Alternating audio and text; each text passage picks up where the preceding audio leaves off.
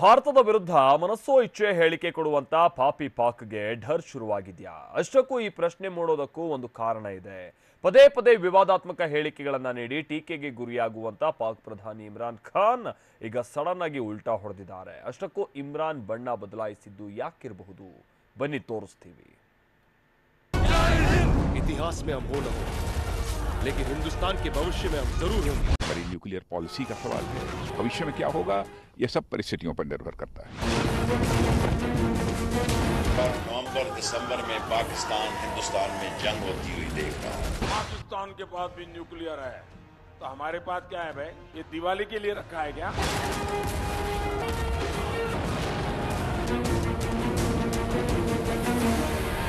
ಪಾಕಿಸ್ತಾನ ತಿನ್ನೋಕೆ ಹಿಟ್ಟಿಲ್ಲ ಅಂದ್ರು ಜುಟ್ಟಿಗೆ ಮಲ್ಲಿಗೆ ಅನ್ನೋ ಹಾಗೆ ಅರ್ಥವ್ಯವಸ್ಥೆ ಹಳ್ಳ ಹಿಡಿದಿದ್ರು ಪಾಪಿಯ ಶೋಕಿ ಮಾತ್ರ ಕಡಿಮೆ ಇಲ್ಲ.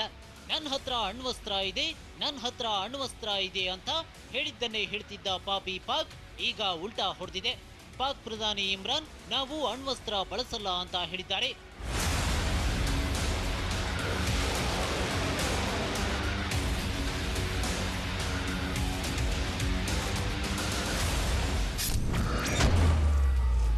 ಪಾಕಿಸ್ತಾನದಿಂದ ಆವತ್ತು ಎಚ್ಚರಿಕೆ, ಇವತ್ತು ಪಲಾಯನ.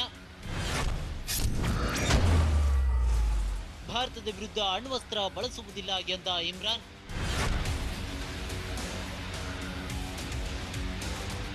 ಹೌದು, ಈ ಹಿಂದೆ ಭಾರತದ ವಿರುದ್ಧ ಹರಿಹಾಯುವ ಅವಸರದಲ್ಲಿ ಇಮ್ರಾನ್ ಬಾಯಿಗೆ ಬಂದಿದ್ದನ್ನೇ ಮಾತಾಡಿದ್ರು.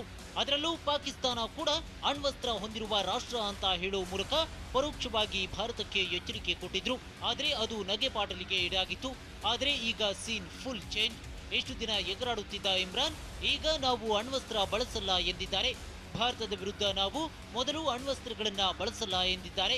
ಇದು ನರಿಬುದ್ಧಿ ಪಾಕ್ ಭಯಗೊಂಡಿದೆಯಾ ಅನ್ನೋ ಡೌಟ್ ಹುಟ್ಟು ಹಾಕಿದೆ.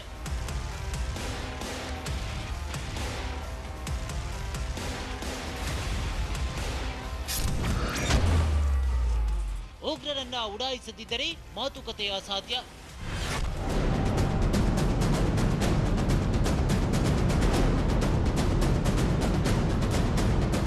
ಮತ್ತೊಂದೆಡೆ ಪಾಕ್ ಭಯೋತ್ಪಾದನೆಯನ್ನ ಬಹಿರಂಗವಾಗಿಯೇ ಬೆಂಬಲಿಸುತ್ತಿದ್ದು ಪಾಕಿಸ್ತಾನದಲ್ಲಿರುವ ಟೆರರ್ಗಳನ್ನ ಮಟ್ಟ ಹಾಕದಿದ್ರೆ ಮಾತುಕತೆ ಅಸಾಧ್ಯ ಅಂತ ವಿದೇಶಾಂಗ ಸಚಿವ ಎಸ್ ಜೈಶಂಕರ್ ಸಾರಿದ್ದಾರೆ. ಇತ್ತೀಚೆಗೆ ಪಾಕ್ ಪ್ರಧಾನಿ ಅಂತಾರಾಷ್ಟ್ರೀಯ ಮಾಧ್ಯಮವೊಂದಕ್ಕೆ ಬರೆದಿದ್ದ ಲೇಖನದಲ್ಲಿ ಅಣ್ವಸ್ತ್ರ ಸಮರದ ಮಾತನಾಡಿದ್ರು. ದಕ್ಷಿಣ ಏಷ್ಯಾದಲ್ಲಿ ಅಣ್ವಸ್ತ್ರ ಸಮರದ ಭೀತಿ ತಪ್ಪಿಸಬೇಕಾದ್ರೆ ಭಾರತದ ಜೊತೆ ತಕ್ಷಣ ಮಾತುಕತೆ ನಡೆಯಬೇಕು ಎಂದಿದ್ರು. ಈ ಹಿನ್ನೆಲೆಯಲ್ಲಿ ಪ್ರತಿಕ್ರಿಯಿಸಿದ ಜೈಶಂಕರ್ ಸರಿಯಾಗಿ ಬಿಸಿ ಮುಟ್ಟಿಸಿದ್ದಾರೆ.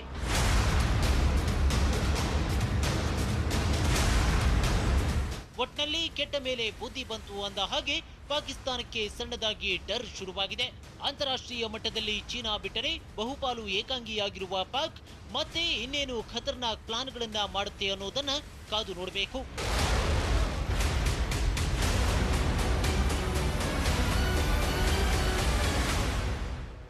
Bureau report, TV9.